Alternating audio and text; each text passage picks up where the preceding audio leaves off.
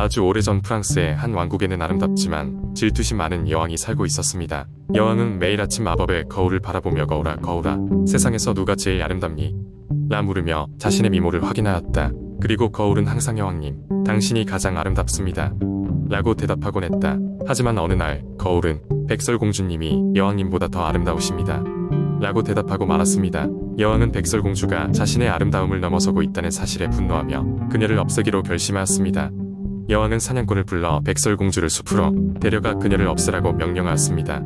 그러나 선량한 사냥꾼은 그녀를 해치지 못하고 백설공주를 숲에 남겨둔 채 떠났습니다. 숲속에서 길을 잃고 방황하던 백설공주는 작은 오두막을 발견했습니다.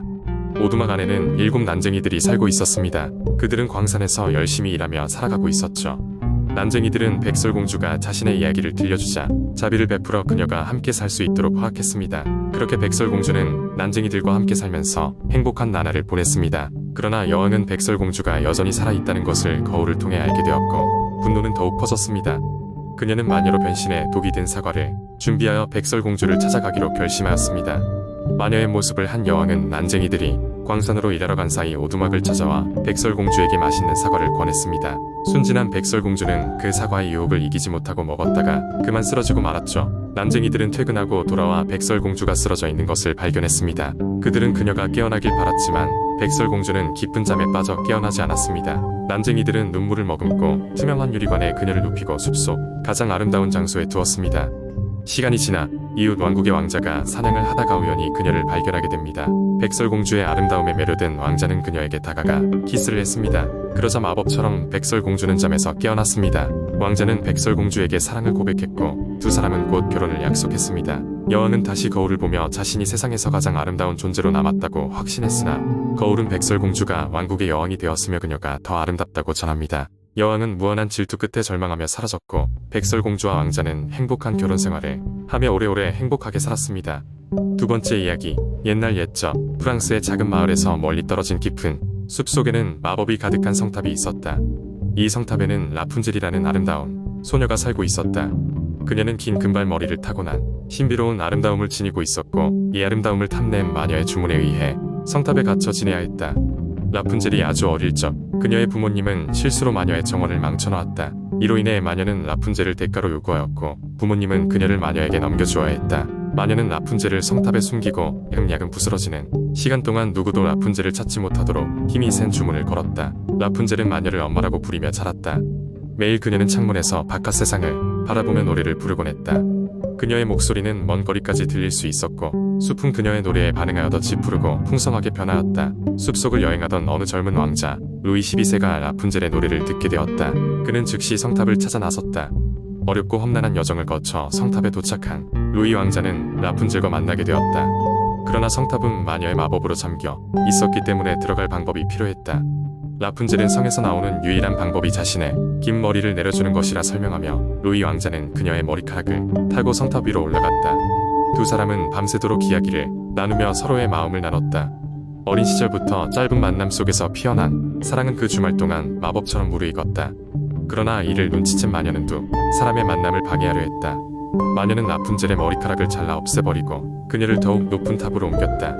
그리고 왕자를 멀리 숲속으로 내쫓았다. 그러나 라푼젤과 왕자의 사랑은 마녀의 힘만으로는 끊을 수 없는 강한 것이었다. 라푼젤은 성에서 가만히 기다리지 않았다. 그녀는 새로 자란 머리카락을 동아줄로 삼아 탑을 탈출했다. 마녀의 마법에 맞서 그녀는 거울의 예언을 통해 성탑의 비밀 장소에서 수호자의 인도를 받아 마법을 무효화할 수 있었다. 용기를 가득 안고 마녀에게 맞서 싸운 라푼젤은 자신의 힘으로 마녀를 물리치고 마침내 왕자와 재회하게 되었다. 라푼젤과 왕자는 그들의 사랑을 되새기며 성을 떠나 함께 평화와 행복을 찾아 떠났다. 그 후 두 사람은 사회에 중요한 역할을 하며 보잘것없는 사람들을 도우면서 자신들의 경험에서 얻은 지혜를 나누는 때온 마음을 다하였다. 이런 식으로 라푼젤의 이야기는 프랑스에서 전해져 내려오며 사람들에게 사랑과 용기의 힘을 일깨워 주었다. 세 번째 이야기, 옛날 옛적 프랑스 시골 마을에는 작은 소년 니콜라스가 살고 있었습니다. 그는 호기심 많고 상상력이 뛰어난 아이로 매일같이 새로운 모험을 꿈꾸었죠. 니콜라스의 집은 작은 마을 외곽에 있었는데 그 주위에는 울창한 숲과 넓은 들판이 펼쳐져 있었습니다. 니콜라스는 매일 학교에서 돌아오면 숲속을 탐험하는 것을 좋아했습니다. 어느 날 그는 깊은 숲속에서 반짝이는 빛을 발견했습니다. 그것은 마치 별빛처럼 빛나고 있었어요. 그 빛을 따라가 보니 그곳에는 눈부신 정원이 있었습니다. 노을노을 피어있는 꽃들과 화려한 나비들이 날아다니고 있었고 작은 분수가 시원한 물소리를 내며 춤을 추듯 찰랑거렸습니다. 호기심에 가득 찬 니콜라스는 정원 속을 걸어다니며 여기저기 구경하기 시작했습니다. 그리고 그때 그는 숲속의 작은 설루르라는 요정을 만나게 됩니다. 설루르는 이 정원의 수호자였으며 누군가가 이곳을 찾은 것은 몇 세기 만의 일이라고 했습니다. 설루르는 니콜라스의 순수한 마음에 감명받아 이 정원의 비밀을 나누어 주기로 했습니다. 이곳은 단순한 정원이 아닌 마법의 정원이었어요. 이 정원을 통해 상상할 수 있는 모든 것이 현실이 될 수 있었습니다. 그리고 설루르는 니콜라스에게 마법의 꽃 한 송이를 주었습니다. 그 꽃을 소중하게 간직하면 자신이 가장 간절히 원하는 소원이 이루어질 것이라고 말했습니다. 니콜라스는 집으로 돌아가며 자신의 소원을 생각했습니다. 그는 가족들이 그 어느 때보다 행복하길 원했습니다. 다소 이른 크리스마스처럼 가족들이 웃고 즐거워하는 모습을 마음속에 그리며 그는 이 꽃을 자신의 방에 모셔두었습니다. 다음날 니콜라스의 집에는 이상한 일이 일어났습니다. 온 가족이 아무 이유 없이 즐거운 기분이 드는 것이었습니다. 아버지는 농장에서 더 많은 수확을 얻었고 어머니는 맛있는 요리를 준비하느라 분주했으며 형제들 간에도 다툼 없이 서로를 도와주기 시작했습니다. 니콜라스는 자신의 소원이 이루어졌음을 깨닫고 매우 기뻤습니다. 그는 남겨진 마법의 꽃잎을 보며 이 마법이 언제까지나 계속되길 바랐습니다. 그의 친절하고 순수한 마음은 정원의 마법을 더욱 강력하게 만들었고 그 뒤로도 오랫동안 니콜라스의 마을에는 행복과 웃음이 가득하게 되었습니다. 그 후로도 니콜라스는 자주 숲속의 마법의 정원을 방문했고 그곳에서 설루르와 함께 더욱 많은 모험을 하게 되었습니다. 결국 그는 마을 전체에 긍정적인 영향을 미치며 작은 마을을 프랑스에서 가장 행복한 곳으로 만들어 주었습니다. 이렇게 니콜라스와 마법의 정원은 사람들에게 삶의 작은 기쁨들이 얼마나 큰 행복을 가져올 수 있는지를 가르쳐 준답니다. 그리고 그 이야기는 아주 오랜 시간 동안 많은 사람들에 의해 전해지게 되었습니다. 네 번째 이야기. 옛날 옛적 프랑스의 한 작은 마을에 루시라는 소녀가 살고 있었습니다. 루시는 항상 주변을 탐험하고 자연과 대화하는 것을 좋아했습니다. 그녀의 집 근처에는 오래되고 신비로운 정원이 있었는데 사람들은 그곳이 마법의 정원이라고 불렀습니다. 정원은 울타리로 둘러싸여 있어서 아무나 들어갈 수 없었고 들어갈 수 있는 유일한 방법은 정원의 비밀문을 찾는 것이었습니다. 루시는 그 문을 찾기 위해 하루하루 모험을 계속했습니다. 어느 날 해가 뉘엿뉘엿 저물어 가던 무렵 루시는 정원 북쪽 울타리 근처에서 희미한 빛을 발견했습니다. 가까이 다가가자 눈앞에는 오래되고 녹슨 작은 문이 나타났습니다. 그녀는 떨리는 손으로 문을 열었고 그 순간 정원은 황홀한 빛으로 가득 차게 되었습니다. 각색의 꽃들과 대화하는 나무들, 춤추는 나비들이 그녀를 반겼고 루시는 마법의 세계에 빠진 것처럼 기쁨으로 가득 찼습니다. 정원 안에서는 시간을 어떻게 보내는지 알 수 없을 정도로 모든 것이 완벽했습니다. 그녀가 가장 좋아했던 것은 정원 한가운데 있는 아름다운 연못이었습니다. 연못에는 작은 금빛 물고기가 있었고 물은 찬란하게 반짝였습니다. 이 연못은 특별한 능력을 가지고 있었는데 소원이 있을 때마다 조용히 연못의 반영에 이야기하면 반드시 이루어진다는 전설이 있었습니다. 루시는 여러 날 동안 정원을 방문하며 나무와 대화하고 새들과 노래를 부르며 행복한 시간을 보냈습니다.